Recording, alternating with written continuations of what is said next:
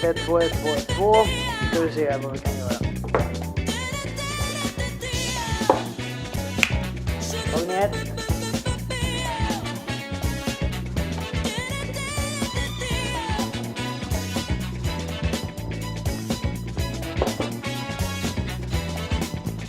Well, hello again, and today we're going to take a look at another one of my lens collection, in my lens collection, excuse me. But anyway, this is kind of a little bit of a different thing, I would say. After looking around using this lens for a while, and, well, for a while, this is one of those lenses that has been around in the household for my entire existence, if I put it like that. So this lens is older than me, I can say directly. It's not that much older than me, I would say. But anyway, this is one of my father's old lenses, and after looking around on some internet forums and so on and trying to get some information about it, it turns out it's a bit of a mixed bag when it comes to this lens. Some people like it, some people don't like it. But anyway, that's the essence of photography.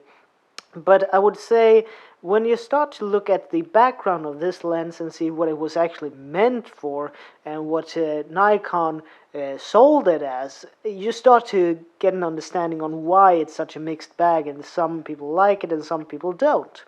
But anyway, here it is in all its glory. Excuse me.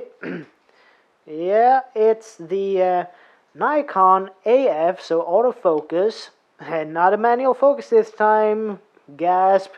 It's autofocus. But anyway, it's not an internal autofocus. This needs a autofocus motor in the camera body, so you need to have something like the Nikon D7200 to use it, or some of the more expensive full frame versions.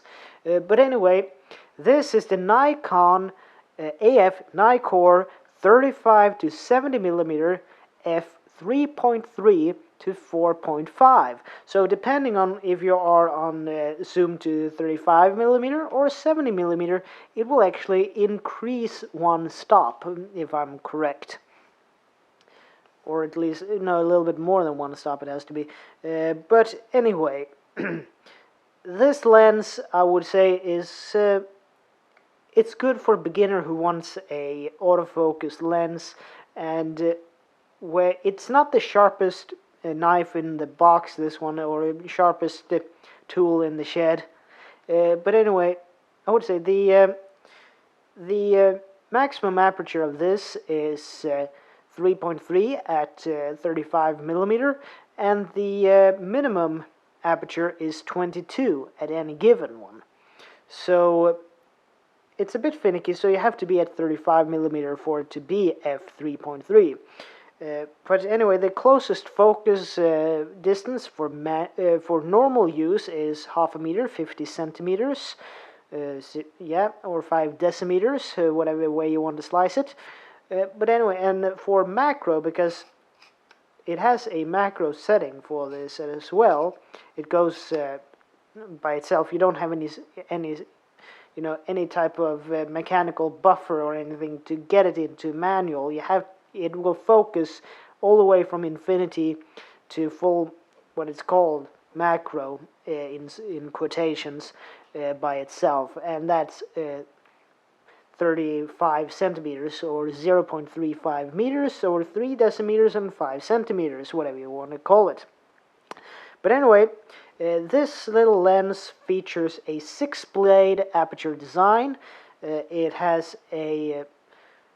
It's constructed with 8 lens elements in 7 groupings. And what was this used for? Well, if you see the camera behind me on the tripod, the Nikon F801, my father's old film camera, this was basically the kit lens for that camera and many other Nikon products during the 80s and early 90s. So this was a kit lens. This is the old Nikon Nikkor kit lens. So, well, it's quite a versatile lens for, if you talk film photography, it was very versatile because it went, from a little bit of, wide angle, which is 35. 50 millimeters is what is universally considered to be normal range, and 70 would be a very mild tele focus. But anyway, so for 35 millimeter photography, this lens was made to be a little bit of everything, a Swiss Army knife. So it was basically jack of all trades, master of none type deal. Excuse me. So it's a quite versatile little lens, but since I'm using the D7200, which is an APS-C or crop sensor camera body and not an FX, as probably all of you know out there, or most of you know out there, Nikon nowadays on their digital, excuse me, a little bit of a niche, but anyway, you know that Nikon have in their line of camera bodies today, they have either the DX line, which is their APS-C or crop sensor bodies that have a crop factor of 1.5 times the magnification, or they have the FX line, which is the little more expensive, a little more high-end camera bodies, and they have a image sensor that would be equivalent of a 35 millimeter film negative, so they would be the same size. But anyway, this lens was, as I stated before, a kit lens for many Nikon cameras or film cameras. So, jack of all trades, master of none. What would I say this lens would be used for today? I mean, you have this, that it is a mixed bag of people around on the internet. Either they like it or don't like it.